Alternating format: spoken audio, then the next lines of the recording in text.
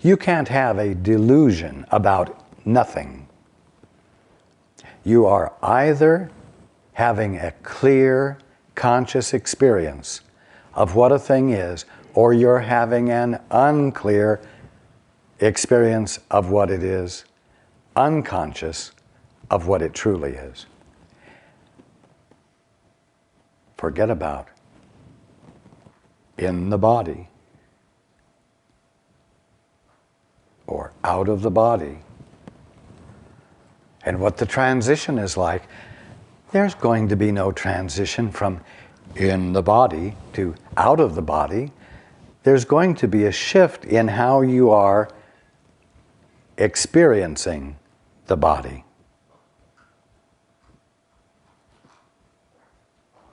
There's going to be a shift in what you are identifying yourself with. And you're going to start looking at it from a larger vantage point.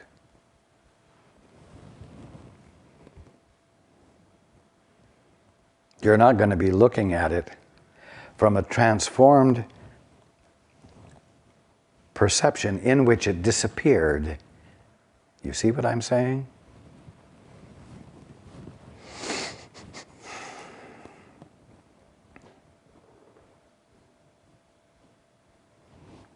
Do you want to be alive to life? Then start looking at everything with curiosity to see God there, because I promise you, if God isn't there, there isn't anything there to have a misperception of. And if God is all, which God is, there isn't any place where there isn't the opportunity to have a misperception, nor is there any place where there isn't the opportunity to abandon a misperception so that you might see the truth, God, there. And each time you allow that to happen, it is a holy instant. And yes, there will be lots of them, but they won't be holy instants in which your body begins to disappear because it isn't real and you are getting out of the body. Give it up and use your attention in a new way.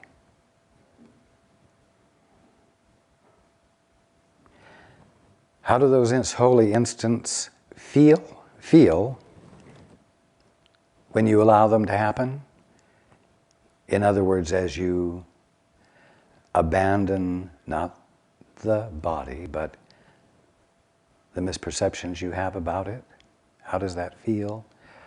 It feels more whole. It feels more cohesive. It feels more grounded. It feels more stable. The experience of your experience of being, consciousness, feels more invulnerable, less fearful, more confident, but not because of capacities you have, but because you are more clearly aware that there's nothing at odds with you to be afraid of.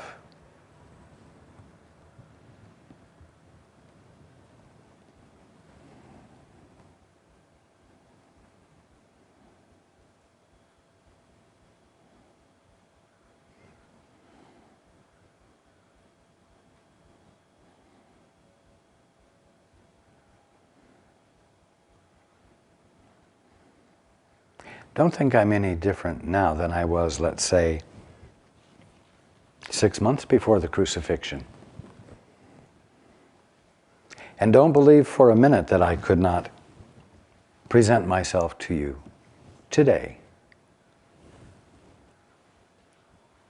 visibly and tangibly, so that if you poked your finger at me, it wouldn't go through me. But I don't believe that that's all there is of me. And I don't identify with it exclusively. I am mind. I am the conscious experience of being, just as you are. And the conscious experience of being can't be a conscious experience of nothing. It's going to be the conscious experience of something. And the something is going to be experienceable, and it is experienceable. And it looks like creation. It looks like what you call the world and the universe. But you know what?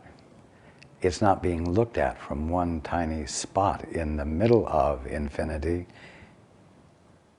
It's being looked at from a mental embrace that is total, and it's all being experienced at once.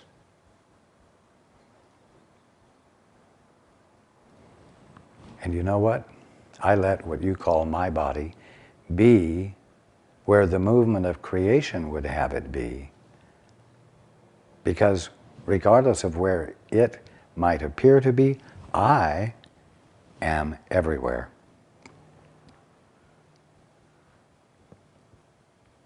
And so are you. Am I out of the body? No.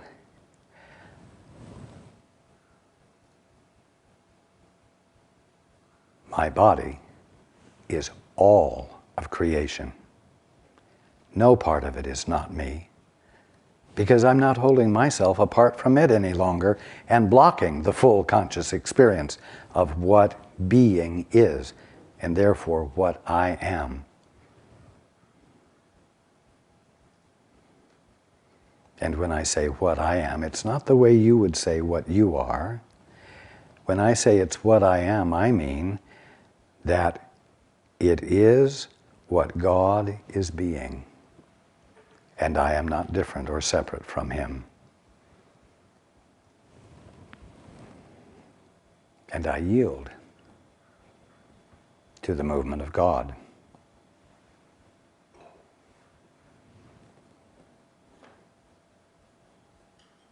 And it's big.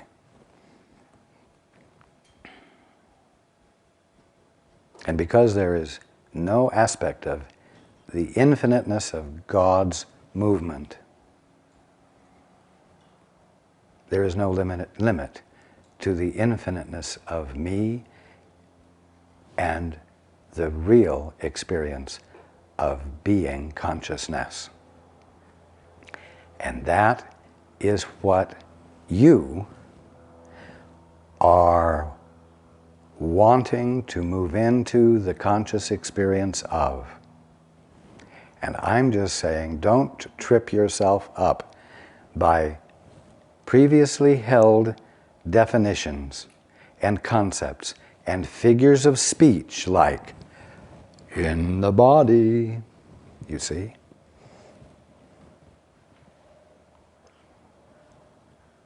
Thank you for asking the question.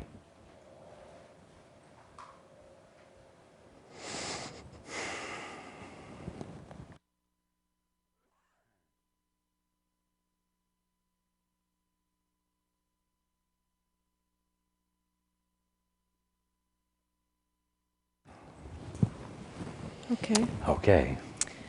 Our next question is from Andriana. Dear Raj, I am in a quandary.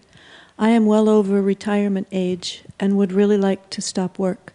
My husband has just won a 4-month contract after quite some time off work, and the money is very welcome. My question is there some very good reason why I should stay in my job? Could it be for others or for my spiritual learning?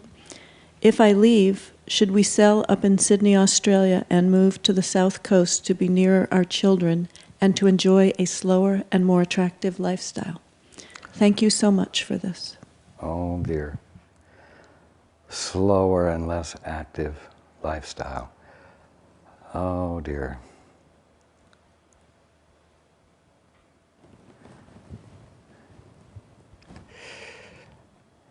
Oh, I know it. I know. It sounds so attractive. but it isn't really what you want. You want to be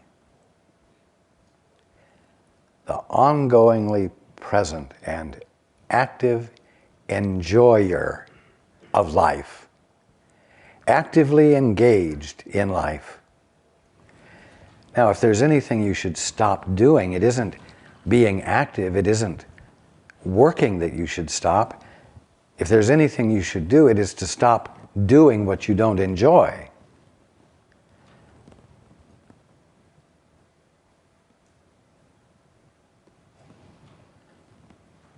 Don't buy into it.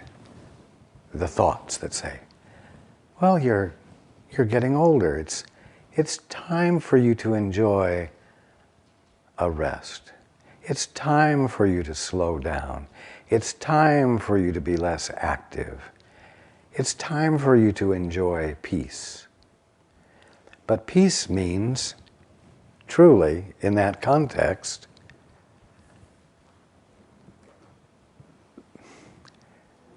the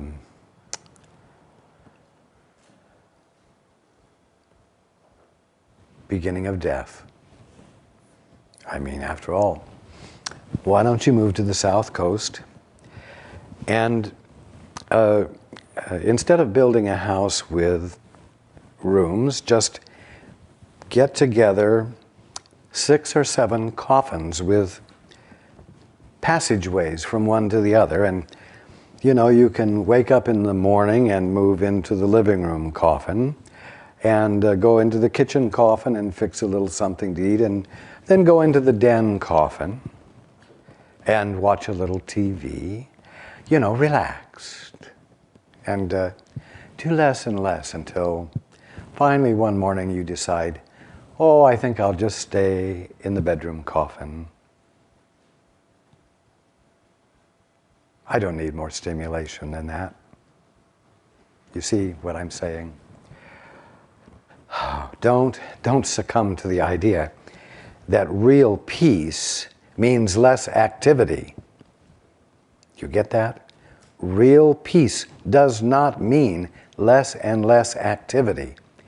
It means being in a place where your activity arises out of a capacity for joy that you haven't squelched because, well, you deserve a rest from the stimulation of joy, or you need a rest from the dynamics of life.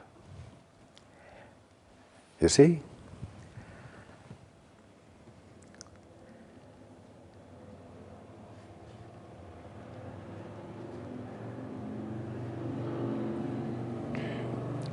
It's very important at the moment for you to be working, because it really isn't allowing you to begin to die. It really isn't allowing you to become more passive. Peace, real peace, is a state of mind, an experience of being,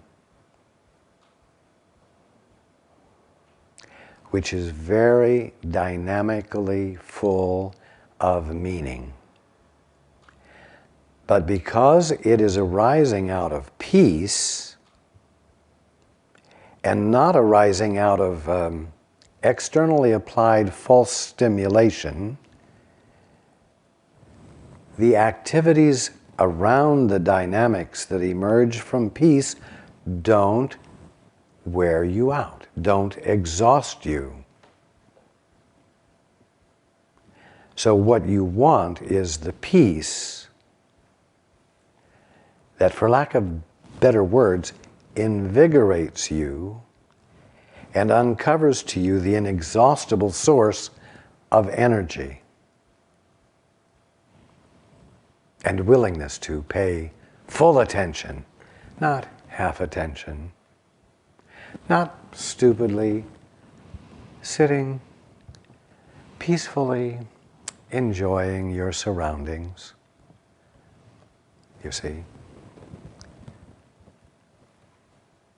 object to anything that suggests giving up vitality, vigor, true and constant enjoyment of being conscious.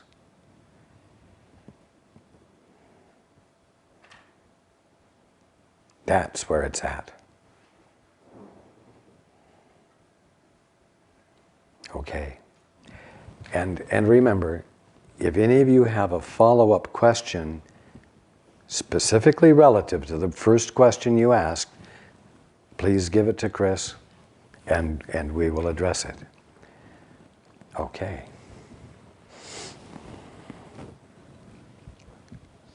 The next question is from Craig. Hello again, Raj.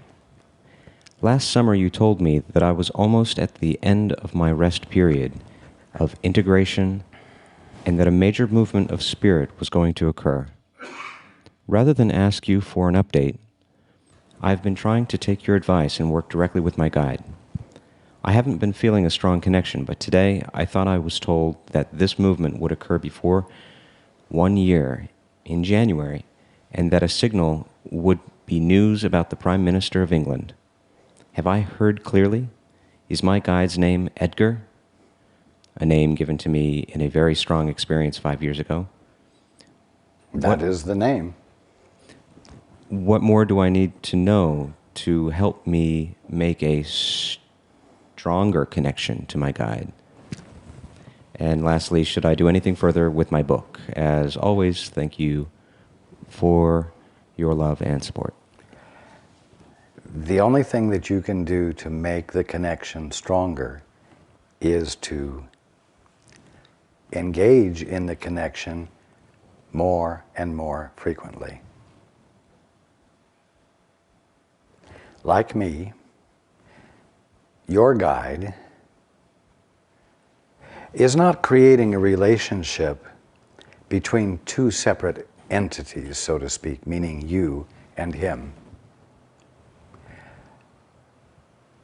He serves the same function that I do, which is to direct your attention to the Holy Spirit, or that place of excellence in you that is nothing more than your right mind, so that reintegration can occur, so that you can come back into your right mind.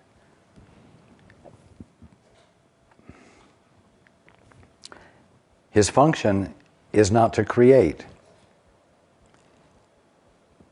a relationship of dependency.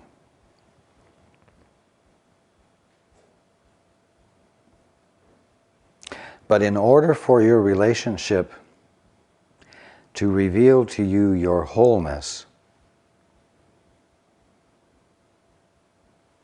you must, as I've said before, be willing to abandon what you call self-reliance and let something else in. You want the connection with your guide to be stronger? Then make the connection more frequently, with more dedication, which really means with more willingness and less resistance. And remember that the only resistance that you can provide to a better connection is to revert to doing all of your thinking for yourself.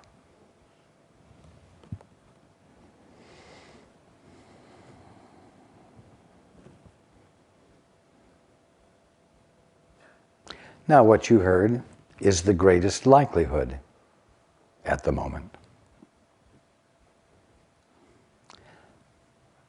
But be careful.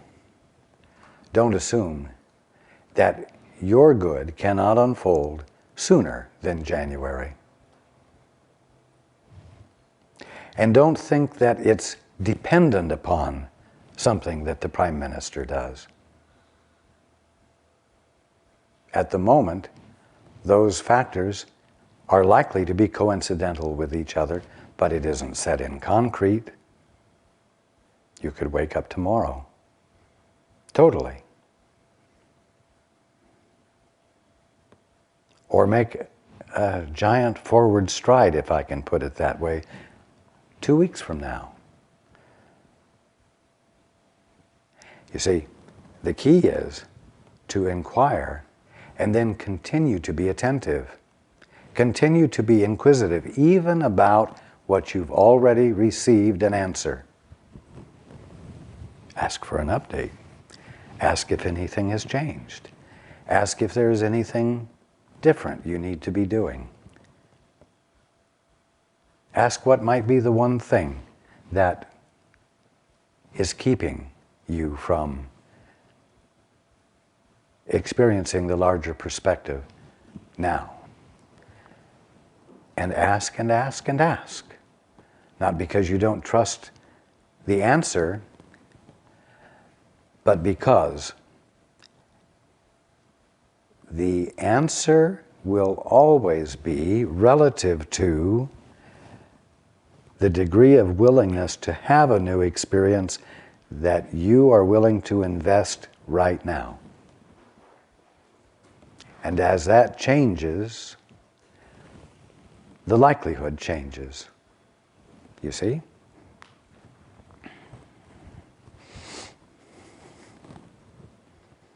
Yes, continue with the book.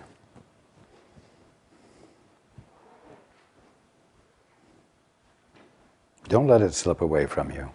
Don't leave it on that shelf.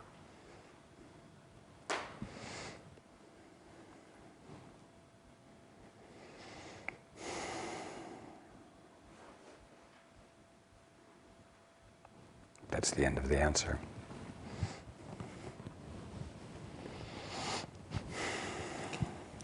Our next question is from Anita.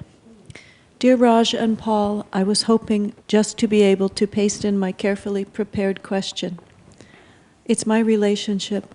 My partner and I love each other a lot, and yet we have been fighting much recently. I feel we might have something bigger to get ready for, and it would be a great loss to split up, but we feel quite unhappy these days. What can you tell us about this? Is there anything else we need to know? Much love and thanks from Anita. It would be a big mistake to break up. The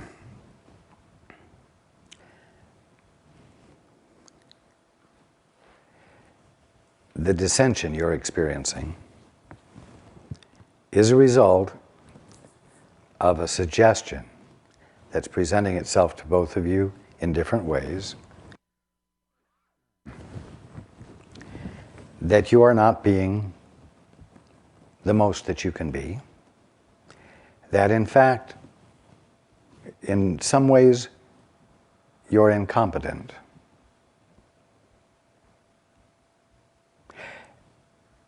And the ego's suggestion in your ear says that those suggestions of being incompetent and not the most that you can be are coming from your partners, from each other of you.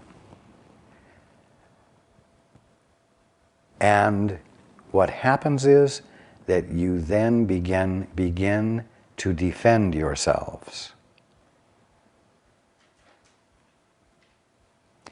But what's being defended is the picture you have of yourselves that says it's important. It's important for you to be self-sufficient. It's important for you to be competent. It's your birthright to be able to nourish and enlarge or increase your competence, and for other people to recognize it. Now, the flaw here is that if you were to sit down and move into your peace, and move out of the realm of your definitions,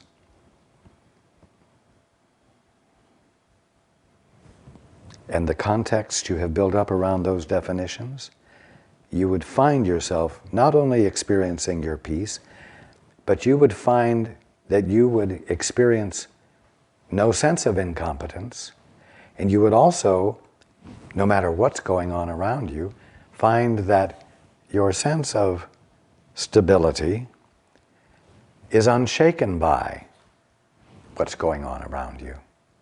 In other words, your competence is secure because it's the very nature and substance of you.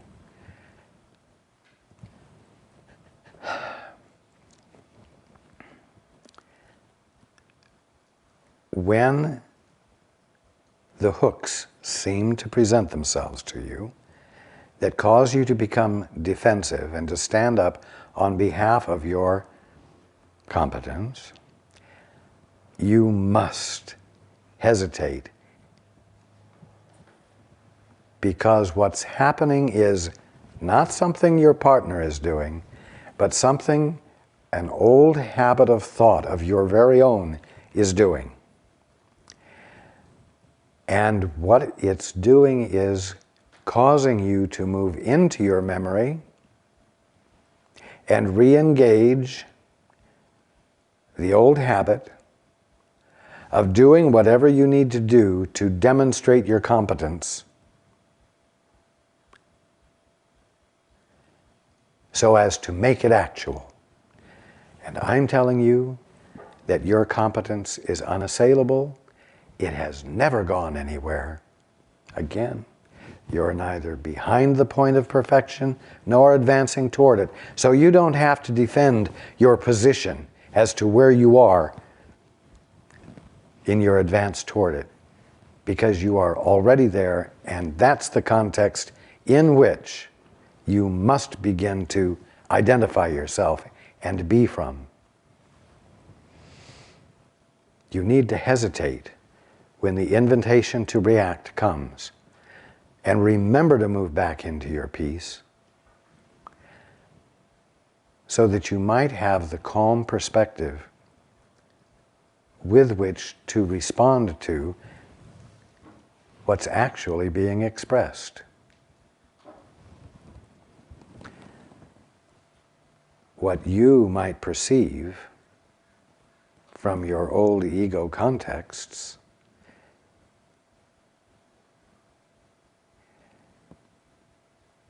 is that you are being attacked.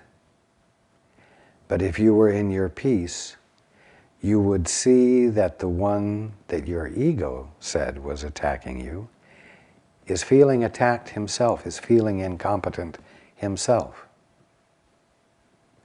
and is simply expressing the distress of it and not knowing what to do about it, and needing someone with enough calm perspective to be able to respond to that need rather than engaging in reaction and self-defense.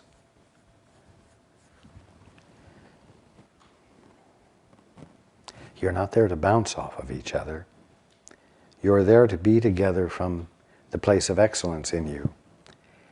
And that place of excellence you can reach if you insist upon hesitating before reacting. Or if you find that you have reacted, stopping in your tracks and moving back into your peace, because you have two goals.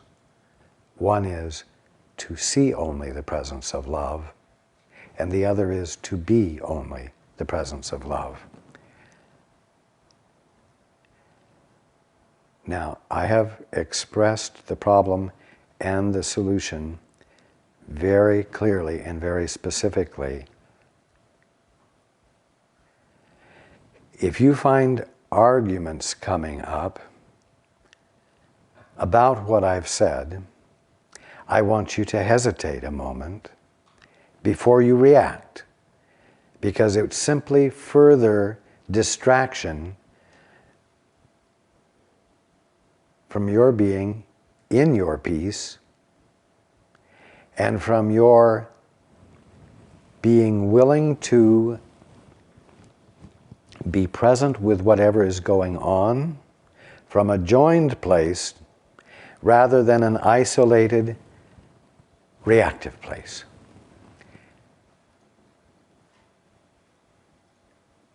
And I want you not to be distracted from the simple clarity that I've just shared with you, because it's the way out of the problem. I promise you.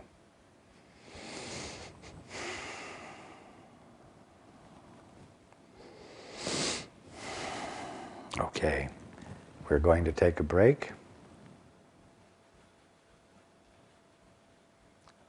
A 10-minute break.